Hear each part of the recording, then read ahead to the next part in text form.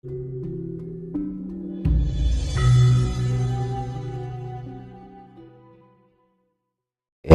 kan gitu istilahnya yo piye anak sing ngayomi mas, ada yang mengayomi gitu loh dari perjalanan kita gitu, kayak ada yang membimbing.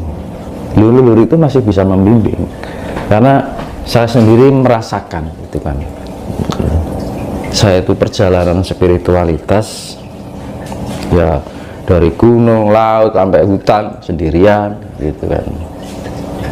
Ini tahun-tahun ini baru berdiam. Dulunya itu wah muter kemana mas dulunya? Ya mana-mana, ke Kayangan. Berapa tahun itu? Bertahun-tahun mas, dari kecil. Dari kecil, dari usia berapa mas? Saya mulai dari SMA ya. Dari SMA sudah SMA itu udah keliling aja ya? kadang sering itu lebih sering ke Gunung Lawu saya. Kenapa mas ke Gunung Lawu? Ya hati nurani, kata hati nurani saya itu arahnya ke sana. Kan setiap spiritualitas kan dia mempunyai magnetika secara naluri, ada energi tersendiri ya mas ya. Mungkin neti dhewe rono ke sana, netnya hati kita ke sana, ikuti aja. Yang gitu. Ya kadang-kadang gini, kalau kita di tempat pertapa gitu rasanya damai gitu kan, ada rasa kasih sayang dari eyang kita gitu kan. Walaupun eyang itu dari berlipat-lipat keturunan kan gitu kan. Kadang-kadang ketika di saat lagi sedih itu kayak ada yang ngayomi gitu, kayak ada teman curhat gitu. Kadang-kadang di saat apa ya, kita sedih itu kadang-kadang nggak ada siapapun yang harus kita harus mengeluh dengan siapa ya kan? Ya namanya kehidupan ya mas. Kadang-kadang kan antar manusia kan saling mementingkan kehidupannya masing-masing. Kadang-kadang seperti itu. Nah, kadang-kadang kita butuh pengayoman itu, siapa yang bisa mengerti kita itu kan. Nah lalu itu yang kita cari. Ketika Mas Yunus Semedi atau Neng dan lain sebagainya, apa yang dirasakan ketika leluhur itu datang menemui Mas Dinus? Menenteramkan mas. Jadi kayak hidup itu nggak terasa sendiri gitu. Kadang-kadang kan kita merasakan pengalaman hidup itu di saat-saat kita merasakan dalam kesendirian, ya kan. Yang namanya orang hidup kan pasti pernah mengalami keluh resah, bahagia, senang, kan gitu. Beraneka ragam rasa kan gitu. Nah dari segala benturan ujian kehidupan, kadang-kadang kan kita butuh menyendiri, mencari ketenangan diri kan gitu. Nah, aku seringnya kan sukanya ke gunung kan gitu kan. Jadi berusaha mengheningkan rasa, mengheningkan cipta, akan menghaluskan rasa. Aku enaknya gimana ya gitu. Saya ingin mengetahui rasa sejati saya itu, saya harus melangkah bagaimana, saya harus ke arah kemana. Nah akhirnya itu, aku ada sinyal ke sana ini. Ya udah ikuti aja gitu. Yang penting kan tujuan dan niatnya kan baik kan gitu. Merasa karpe dewe gitu loh mas. Jadi kayak apa namanya, batin ini kayak ada GPS -nya. Ada sinyal gitu. Ada sinyal gitu ya mas. Nanti antara sinyal itu kayak ada unsur tarik menarik, ada daya magnetika yang terhubung. Kalau ada daya yang sinergi itu kan pasti ada unsur tarik menarik mas. Nah akhirnya apa, nek coro Jawa niki sak neting ati rasa mlaku ning ono kan, wis ikuti aja kan gitu. Ternyata memang saya merasakan sendiri bahwa leluhur itu bisa membimbing kita gitu. Enak loh kalau yang membimbing leluhur itu, lebih mendamaikan, iso apa ya, mengajarkan tentang hal-hal yang sifatnya kebijaksanaan. Iya. Ini loh ge, kurang ini, gitu kan. Bahasanya bahasa rasa, kan gitu. Makanya kan ketika kita melatih rasa, kepekaan rasa itu kita harus menggunakan rasa yang benar-benar halus, ya, gitu. Kasih ya. Iya. Ini. Ketika ke gunung itu kan, jadi diem gitu kan, alam ini begitu indah sekali gitu kan. Ternyata dengan penyatuan dengan diri, dengan alam itu sangat apa ya, sangat mendamaikan. Karena gini, ketika kita terhubung dengan alam itu, kita jangan berperan sebagai manusia, Mas. Gitu. Tapi kita berperan sebagai jiwa yang murni. Jadi sepenuhnya jiwa itu penuh dengan pengabdian, rasa cinta kasih, kan gitu. Rasa cinta kasihnya bagaimana? Aku ini rumasani, aku ini gaweane Gusti Allah, kan gitu loh. Aku neran Gusti Allah ya orang aku, kan gitu kan. Nah itu rasa rumangsa krasa nek jarene Mbah Saeno.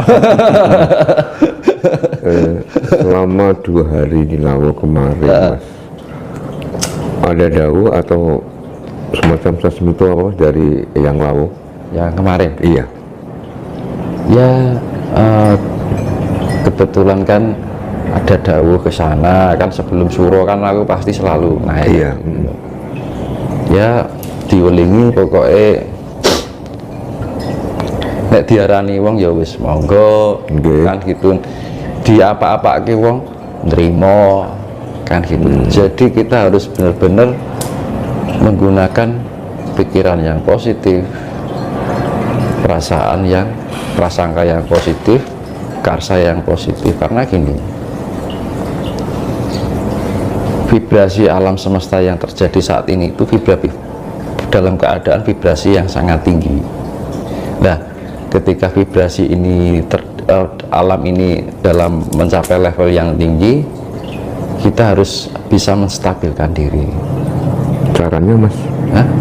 Caranya untuk menstabilkan diri itu bagaimana? Karena kenaikan vibrasi semesta ini bisa mempengaruhi ketidakstabilan emosi, ya kan? Terus perasaan baper, ya kan?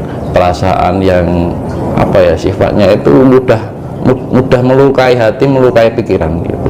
Nah akhirnya timbul tuh rasa emosi, jengkel, anyel, sebel anyel, kan gitu kan. Nah akhirnya hanya akan menguras energi diri kita sendiri, sia-sia kan. Makanya kan disaranke kudu lerem, kan gitu. Nah enak apa wis tenang awakmu, kan gitu. Jadi tetap dalam kondisi ketenangan. Agar apa? Karena makanya dulu saya pernah bilang, di dalam ketenangan itu pasti ada kestabilan, ya. Kalau ada kestabilan kan pasti ada keseimbangan. Nah, ketika kita menemukan keseimbangan itu, ya dununge katentremaning ati di situ. Makanya kan dalam sasmita Jawa iki katentremaning urip dumunung ana ning katentremaning ati. Jadi ketentraman hidup itu berada di dalam ketentraman hati. Manakala hati seseorang itu tidak bisa menemukan ketentraman, ya sudah, hidupnya hanya kacau balau pikirannya, goyang terus gitu ya. Kena benturan dikit oleng, kena omongan orang oleng, ya kan. Makanya itu harus perlu pondasi, yaitu namanya ketenangan. Nah ketenangan itu bagaimana kita bisa agar bisa menjadi pribadi yang tenang? Kita membiasakan relaksasi, makanya diperlukan meditasi, itu kan relaksasi ya. Jadi relaksasi itu ya kita melepas segala keluh resah, pikiran-pikiran yang mengganggu tentang kehidupan, sampaikan dulu. Kita lebih berdamai dengan alam, ya kan. Nah kalau kita sudah bisa berdamai dengan alam itu nanti enak gitu kan. Seakan itu kita hidup tidak sendirian, walaupun di dalam kesendirian misalkan. Selalu ada yang ngayomi, yang melindungi, ya Mas ya. Karena alam itu sifatnya menenteramkan sebenarnya. Yang tidak menenteramkan itu biasanya kan manusia, kan gitu. Nah selama ini kan manusia diberikan ketenteraman oleh alam, ya kan. Tapi manusianya sendiri tidak mengerti gitu kan. Terus sekarang gini, kalau alam ini terjadi bencana, ya kan, terjadi musibah di berbagai daerah, itu kan salahnya manusia sendiri, ya. manusia nggak mau mengerti dengan alam, kurang menyatu dengan alam. gitu kan. Makanya kan perlunya budi pekerti kan di situ. Makanya kan di dalam ajaran Jawa itu lebih mengajarkan untuk ada pendekatan dengan alam, ya gitu kan. Iya. Jika ingin dekat dengan Tuhanmu, ya dekatlah dengan alam. Karena apa?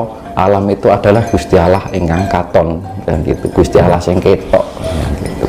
Iya. Dari hal yang kelihatan dan masuk ke dalam tubuh kita, ya kan? Kan bangetan gitu loh. Sesuatu yang sudah masuk di dalam dan menjadi bagian tubuh kita, kok enggak kita sadari. Makanya kan butuh kesadaran. Iya, iya. Nah, perlunya kesadaran itu agar hidup kita terbimbing untuk oleh siapa? Ya oleh alam. Karena ada kesatuan manunggal, gitu kan. Kemanunggalan, gitu. Manunggaling kawula Gusti itu maknanya banyak, gitu, ya kan. Kita manunggal dengan ciptaan Gusti, itu manunggal dengan Gusti. Manunggaling rasa, manunggaling karsa, kan gitu. Ya kan, pikiran kita bisa ada keharmonian, kan, keselarasan, sinergi. Rasane ya iso sinergi. Makanya kan kalau kita bertemu dengan orang yang selaras kan menenteramkan, ya. Iya. Akhirnya jadi konco curhat. Jadi sandaran hati. Kan gitu. Orang bisa pandai tanpa belajar dari seorang guru, tapi belajar dengan alam bisa, Mas? Ya tergantung, Mas. Karena tidak semua orang punya karakter yang sama. Jadi genetika juga, karena setiap genetik kan nggak jarang-jarang ya, Mas, orang bisa belajar dengan corone wong basa Islam iki ilmu laduni. Nah itu ilmu laduni itu memang belajarnya dari alam gitu. Apa yang di hadapan kita itu adalah guru kita, ya kan. Jadi yang namanya laduni atau ilmu alam itu ya apa yang kita lihat oleh mata itu adalah guru kita. Apa yang kita dengarkan oleh telinga kita itu adalah guru kita, ya kan. Apa yang kita rasa dari lidah kita itu adalah guru kita. Apa yang kita cium dari hidung itu adalah guru kita, ya kan. Apa yang kita raba itu ya guru kita. Dan akhirnya dari 5 indera ini disatukan menjadi satu keselarasan, jangan menjadi benturan, ya kan. Ketika ini indera telinga ini mendengarkan suara yang jelek, kan, otomatis kan terjadi benturan di dalam diri, akhirnya masuk pikiran, kemudian ke hati, loro hati, ya gitu. Ya, nah lewat loro hati melebuni emosi, apa, Mas? Makanya kan IQ, SQ, EQ kan gitu, intelektual, spiritual, emosional kan. Nah emosional itu tidak selalu yang negatif. Nah emosional positif atau negatif, bisa positif juga kan. Nah gitu, kalau emosional yang positif itu sifatnya lebih ke kebijaksanaan, lebih bisa mendalami bagaimana cara menangani atau membawakan diri kan, gitu, dalam pengendalian. Makanya kan saya dulu kan pernah bilang, barang rosokan itu kalau diolah bisa menjadi barang yang ada gunanya. Ya sama seperti kalau kita mendengarkan suara yang jelek, ya. Jadi barang rosokan itu kalau diolah kan bisa menjadi barang yang ada gunanya. Nah makanya kan perlu pengolahan, perlu rasa atau perlu intelektual juga kan, gitu. Daya intelektual itu agar nyaring kan, gitu kan. Jadi ojo ditompo mentah kan, gitu. Misalkan kita dielek-elek wong, sembah nuwun Gusti, ya gitu kan. Oh, aku masih ada yang menjelek-jelekkan, berarti ada kekurangan di dalam diri saya. Nah kadang-kadang orang tertutupi ego ketika kita dijelek-jelekan sama orang, diterima mentah, yang keluar emosi, ya kan. Akhirnya diterima mentah oleh sini, masuknya sakit hati, akhirnya keluarnya emosional, akhirnya marah-marah, dendam, kebencian yang timbul kan, gitu, perselisihan. Nah makanya kan ya makanya dunia ini kan perlu pendidikan ilahian seperti itu agar tidak berakibat hal seperti itu. Jadi makanya kan perlu ngolah rasa, ngolah cipta, ngolah rasa, ngolah jiwa, ngolah raga itu kan kayak gitu. Makanya kan di dalam Jawa itu kan ada istilah sembah cipta, sembah rasa, sembah jiwa, sembah raga. Dalam arti kita sembah cipta itu ya kita memelihara sifatnya, pelihara pikiran kita, percantik pikiran kita, ya kan?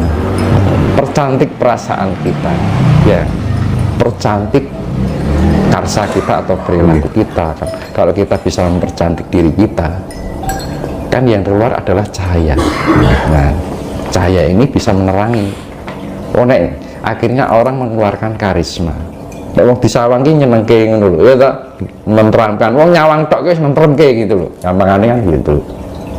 Kadang-kadang kan wong energinya negatif kan disawang kan wis nganyelke. Nah, itu baru secara ekspresi atau mungkin aura itu bisa dilihat dari luar.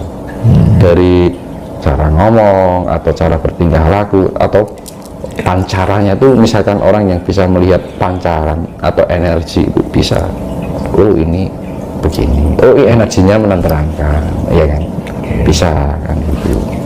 Nah kadang-kadang kan orang selalu menerima dengan mentah segala hal yang masuk ke dalam indera input kita kan, input toh mas, yang namanya indera itu alat input. Nek corone komputer ki read asset memory RAM ya kan gitu. RAM ki butuh diproses oleh prosesor kan. Makanya kan kita harus meranikan ono cipta, ono rasa, ono karsa. Ketika informasi, makanya kan indera itu lebih dekat dengan otak kayak gini. Nah otak itu mau buling isor. Makanya kan perlu ini kan perlu kecantikan lah.